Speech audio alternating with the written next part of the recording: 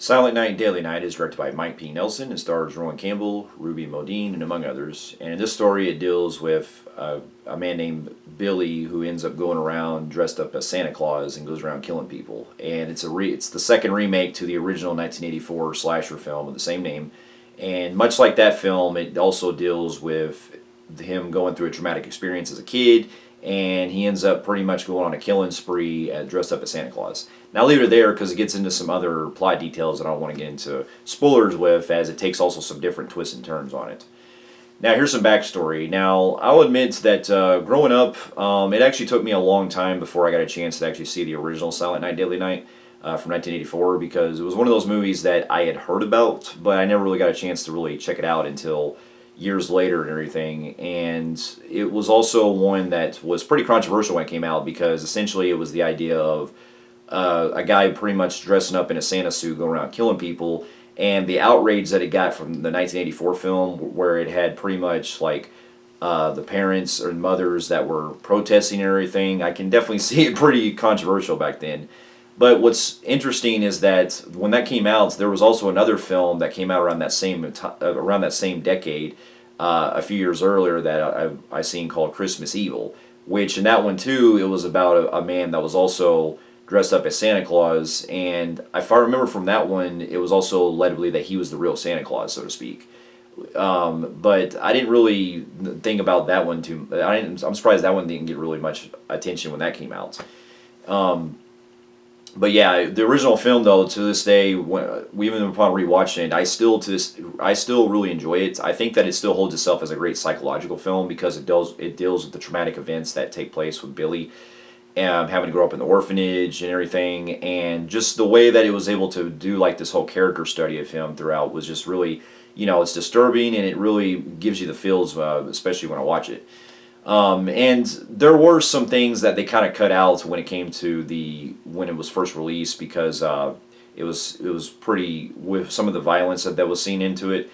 The uncut version that I saw actually did put those scenes back into it, and it showcases a lot of the gore, or not gore, the bloody scenes and stuff. When it came to the first movie, though, it was really surprising how that one also ended up creating a spawn of sequels, because over the years, we got the other sequels to it, like 2, which pretty much like became the opposite of how the first one was, where it became infamous because of how much of a bad movie it is, mainly because of its lead actor in that one giving a very campy and over-the-top performance, but also being meme-worthy, especially with the garbage day scene.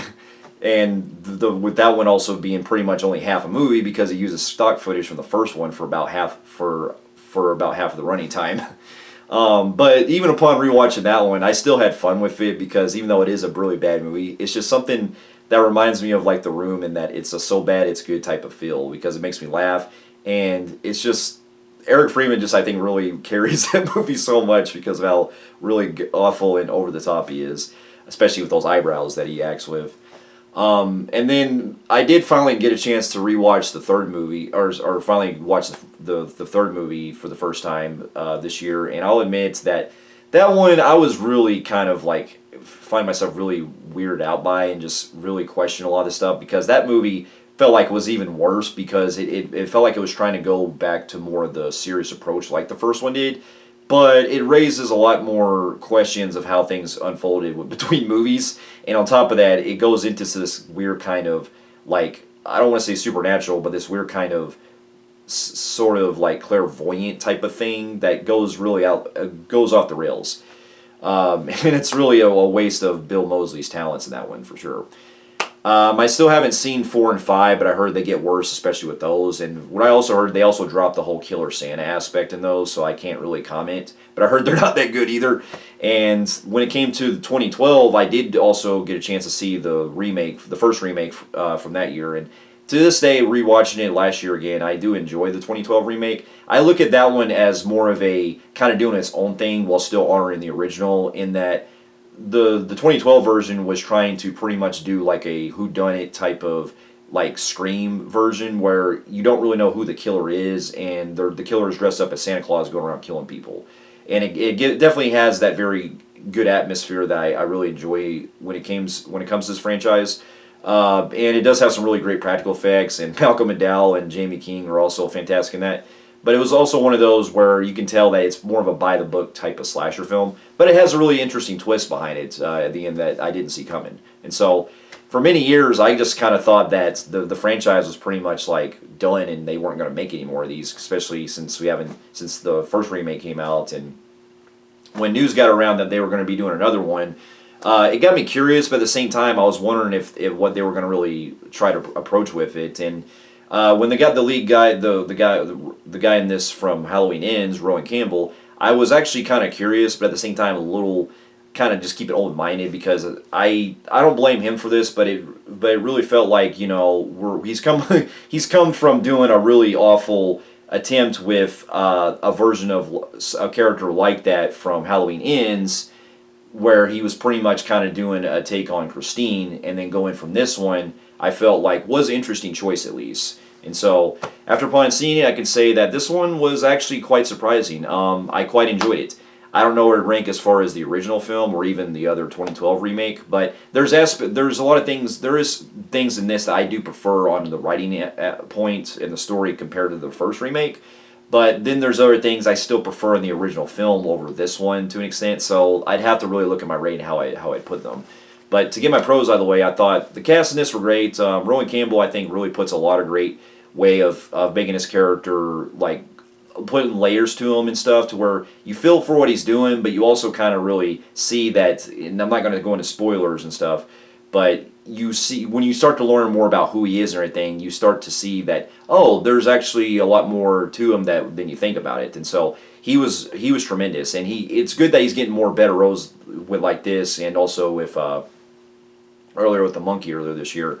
And I think this is definitely the better version of Corey Cunningham that we should have got, instead of just taking away what we got from Michael Myers in Halloween Ends. And so he was tremendous. He was fantastic in this. And then the other girl too, Ruby Modine, was also great. The other biggest standpoint for me the most is definitely the voice that Billy hears in this. It was just interesting how they took the plot of this, where the story in this, where you have Billy pretty much having like a sort of like voice that he hears in his head and everything. And as it goes along, it's like he's pretty much like making a advent calendar of all the kills that he does and all that. And it's a blast to see, especially with the practical effects they use at top notch. Like, the movie has some great kills, especially when we get this scene where he massacres a whole lot of different people in one part. Can't really discuss where it is because to avoid spoilers, but when you see it, you're like, wow, this movie doesn't hold back. It goes balls to the wall of what you expect. And then I really do enjoy the Christmas atmosphere, and the way that it also uses familiar cues that are from the original film, like the silent, or I'm sorry, the theme song in the original film is played in here as like a more haunting kind of version and stuff. I thought was a nice touch, and the twists that they also get into later on in the film, I thought the way it worked, the way it played out worked in its context. But it did kind of also leave me some questions to be desired that I did question on the writing, so it's kind of a hit or miss on that. But for the most part, this movie gives you everything you want to see out of a type of slasher film that knows what it's doing, and it still honors the original by giving you the backstory, but also kind of playing it into a different type of structure this time, because in the beginning you do see the way it builds up, but then it actually comes back to certain that scene in the beginning later into its full potential, and I think that really put a unique spin on it, and it really explores a lot of the psychological aspect to an advantage. But with that being said, this is now where I have to get into a little bit of my cons. I will have to say that there are scenes where some of the kills can be a little like shaky at points, where you don't really see much of where things are just kind of going by fast, and you don't really see hardly any blood at points at a couple times, especially when it's going to like certain actions, when it's coming to like certain action parts where he's fighting people and everything. And there's also another thing that they bring into where there's a twist that reveals at the end that I won't reveal, but it feels like that they could have really explored a lot more with it and could have added a lot of things on top of it. Another thing is, I did find that there were certain parts where when he was finding victims and everything, it was very convenient at times, because I'm not, like I said, I'm trying to avoid spoilers as best I can, but I did really question the rules that they set up in this of how he's pretty much going after all his victims. There's more I can go into detail, but I did find myself a really good time with this one, and I would certainly watch it as a double feature with the original film and even to the first remake that came out. So unlike Black Christmas, which had a good remake from 2006, but then a really shitty remake from 2019. It's interesting to see that another slasher film from that set at Christmas time gets at least two remakes that I can find myself enjoying.